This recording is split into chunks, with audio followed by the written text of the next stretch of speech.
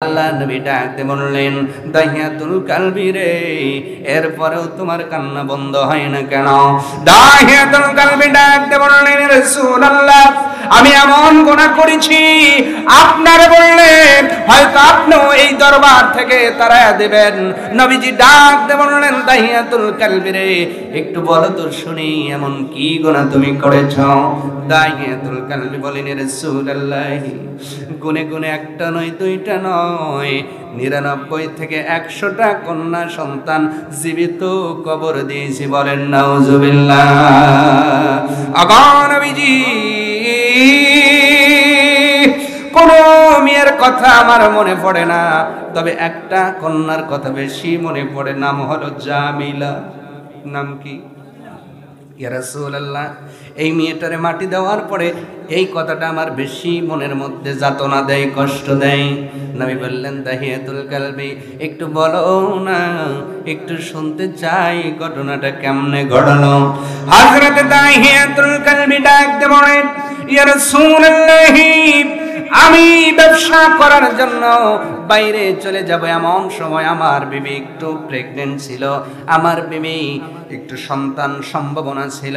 আমি ডাকতে বললাম, বিবি রে, আমি ব্যবসায় যাচ্ছি, আসার পূর্বে যদি তুমি সন্তান প্রসব করো, আর যদি কন্যা সন্তান হয় সঙ্গে সঙ্গে মাটিতে পুঁতে দিবা, আর যদি ছেলে হয় সুন্দর করে পেলে পোষে বরণ করবা। দাহিয়াতুল কালবি বলেন, ইয়া রাসূলুল্লাহ,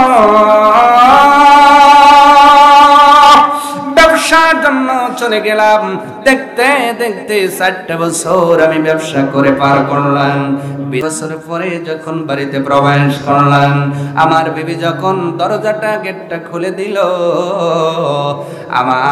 আমার গলা একটা মেয়ে কন্যা সন্তান জড়ায়া ধরলো। ইয়া রাসূলুল্লাহ, দেখতে যত সুন্দর, তার মুখের বাবা ডাকটা শুনতে তার চেয়েও সুন্দর। সুবহানাল্লাহ বলেন। দাহিয়াতুল কালবি বলেন, ওই মেয়েটারে দেখতে যত সুন্দর, আওয়াজটা তার চেয়েও সুন্দর। আমার গলা ধরে বাবা বাবা বলে ডাকে, আমি বড় আশ্চর্যিত হয়ে গেলাম। বিবির ডাক দিয়ে বললাম, বিবি রে, এই কন্যাটা কার? বিবি ডাক দিয়ে বলে, স্বামী আমার, এই সন্তান হলো আমার আর আপনার। বিবিরে বলেছিলাম কন্যা সন্তান হলে দুনিয়ার জমিন থেকে বিদায় করা দিবে। বিবি ডাক দিয়ে বলে, স্বামী আমার, কয়েকটা কারণের সন্তানটারে মারতে পারি নাই, তার ভিতরে 1 নাম্বার কারণ হলো, একটাবার লক্ষ্য করে দেখেন, আমার জামিলার চেহারা আর আপনার চেহারা দেখতে একই রকম মনে হয়।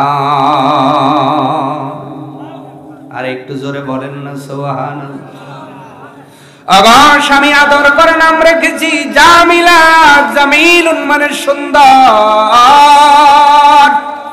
অগর স্বামী, ওই জামিলার চেহারার দিকে তাকাইলে খোদার কথা মনে হয় না, এত সুন্দর চেহারা আল্লাহ তাকে দান করেছিলেন। দাহিয়াতুল কালবি বলেন, রাসূলুল্লাহ, আমার জামিলা আমার কাছেই ঘুমায়, আর ডেকে ডেকে বলে, আব্বা 4টা বছর আমার জ্ঞান হওয়ার পরে বাবা বাবা ডেকেছি, বাবারে পাই নাই, আজকে তোমারে পেয়েছি, তোমার কাছে ঘুমাইব, মায়ের কাছে ঘুমাইব না। মেয়েগুলো কিন্তু বাবার একটু বেশি যত্ন নেয়, ঠিক কিনা বলে? আমি কি ভুল বললাম নাকি? মিয়া বলতেছে, আব্বা আজকে আপনার কাছেই ঘুমাবো, মায়ের কাছে যাব না। দাহিয়াতুল কালবি বলেন, ওগো নবীজি, কিন্তু আমার মনের ভিতরে পশুত্ব ভাবটা দুনিয়া যায় নাই।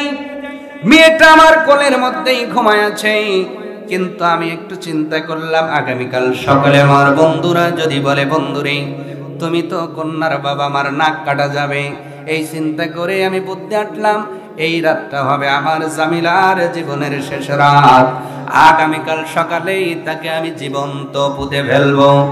এই চিন্তা করে সকালবেলা উঠে আমি জামিলার মাকে ডাক দিয়ে বললাম, ও জামিলার মা, দাওয়াতে যাব বন্ধুর বাড়ি, জামিলারে একটু সাজায় দাও। জামিলারে সুন্দর করে সাজায় দেওয়া হলো। জামিলারে সঙ্গে নিয়ে আমি চলে গেলাম। রাস্তা দিয়ে যাই আর পিছন ফিরে থাকাই কেউ দেখে কিনা। যাইতে যাইতে যখন আমি পাহাড়ি ভূমির মধ্যে চলে গেলাম, একটা রাস্তার ধারে গর্ত করা শুরু করলাম। গর্ত করতে করতে আমার শরীরটা ঘেমে গেল। আমার জামিলা ডাকতে বললেন, আব্বা। নিচের জামার সেই ওড়না নিয়ে এসে জামিলা বাবার কপালের গামটা মুছে দেয়, মুখের গামটা মুছে দেয়, আর বারে বারে চুমা লাগায়, আব্বা আপনি না দাওয়াতে যাবেন, এখানে কেন গর্ত করেন, চলেন না একটু দাওয়াতে যাব। দাওয়াত খেতে আসার সময় বাজার থেকে 2-1টা খেলনা কিনে দিবেন। আমার মেয়েটা এমন করে আমার কাছে দাবি করতেছে, ওগো নবীজি, এরপরেও আমার কলিজার মধ্যে পশুত্ব ভাবটা দুনিয়া যায় নাই। আমি গর্ত করা শেষ করলাম। শেষ করার পরে ডাক দিয়ে বললাম, জামিলা রে, একটু মা তুমি তাকায় দেখো গর্তটা কেমন হয়েছে। ওগো নবীজি, আমার কন্যা জামিলা যখন গর্ত দেখার জন্য চলে গেল, আমি বাবা হইয়া এতই সিমত ওই সুন্দর মেয়েটারে ধাক্কা মেরে গর্তের মধ্যে ফেলে দিলাম। গর্তে পড়ার পরে ওর আর বুঝতে বাকি নাই। ডাকতে বলে, আব্বা ডেকে ভুল করেছি বাবা, কথা দিলাম জীবনের কোনো দিন বাবা ডাকবো না। জামিলা আফসোস করে বলছে, আব্বা তোমার বাবা ডেকে ভুল করছি, আর কোনোদিন আব্বা ডাকবো না, ছেড়ে দাও। 2 চোখ যেই দিকে যায় চলে যাব, আর কোনোদিন তোমার বাবার পরিচয় পরিচিত করাবো না। দয়া করে আমার উপরে তুমি পাথর নিক্ষেপ করো বানাইয়া রাসূলুল্লাহ। 4 বছরের কন্যার আঁকা জুড়ে আমার মনটারে গলাইতে পারে না। আমি বারে বারে পাথর মারি, আমার জামিলার হাতে লেগে হাত ফেটে যায়। ছোট্ট মানুষটা কি বেদনায় ছটফট করে, আর ডাক দে বলে, আব্বা তুমি না বাবা, বাবারে কি এমনই হয়, কি মেয়ে কি এমনই কি মারে নাকি? নিজের কলিজা দিয়ে ভাবরে বাংলার মুসলমান, বাবারে কি এমনই হয়, মেয়েরে মারে। জামিলা বারে বারে হাজরি করে, নবীজি তারপরেও আমার পশুত্ব ভাবটা তুমি আর যায় নাই। মারতে মারতে এক পর্যায়ে একটা বড় পাথর মেরেছি, আবার জামিলার মাথাটা 2 ভাগ হয়ে গেছে, সঙ্গে সঙ্গে গর্তের ভিতরে পড়ে মারা গেল। আমি তারে পাথর দিয়া মাটি দিয়ে চাপায় দিলাম। নবীজি এখনো ঘুমাইতে গেলে আমার ওই জামিলার আওয়াজ কানের মধ্যে বাজে। আমার নবীজি ঘটনা শুনে রহমতের দয়ার নবী, মায়ের নবী চোখে পানি রাখতে পারেন না, চোখের পানিগুলো দরদর করে ছেড়ে দিয়েছেন। ডাক দিয়ে শুধু বলতেছেন, দাহিয়াতুল কালবিরে, মানুষ কি এতটাও নিষ্ঠুর হতে পারে? 4 বছরের কন্যারে এমন করে কেউ মাটি দেয়? দাহিয়াতুল কালবি বলেন, ইয়া রাসূলুল্লাহ, এই জন্যই বলেছি আল্লাহ হয়তো আমারে কোনোদিন ক্ষমা করবেন না।